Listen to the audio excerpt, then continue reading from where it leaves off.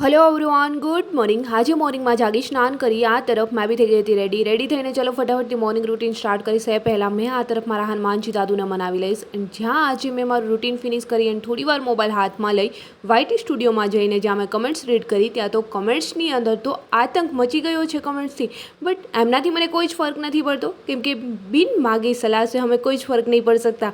So finally એમને ignore કરી મેં બી આગળ વધી એન્ડ અત્યારે મેડિટેશન સેશન કમ્પ્લીટ કરી એન્ડ ફરી થઈ ગઈ છું ફ્રી એન્ડ આવી ગઈ છું અત્યારે મારા સ્ટડી ટેબલ પર મેં મારું રીડિંગ કરી સ્ટાર્ટ એન્ડ ચલો ફટાફટથી અત્યારે રીડિંગ સ્ટાર્ટ કરીશ। મોર્નિંગમાં જ મેં બંધારણ રીડ કરી રહી છું એન્ડ ત્યાર પછી વિજ્ઞાન એન્ડ ત્યાર પછી ભૂગોળ। અત્યારે મારે 3 સબ્જેક્ટ છે એક જોડે ચાલી રહ્યા છે। એક્ઝામ જેમ જેમ નજીક આવે છે એમ ફટાફટથી બધા વિષયોનું રિવિઝન કરવું ખાસ જરૂરી છે, તો મેં બી અત્યારે મારી સ્પીડ વધારી એન્ડ રિવિઝન બી સ્ટાર્ટ કરી દીધું છે અને જે અધૂરા વિષયો છે એમને ફિનિશ બી કરી રહી છું।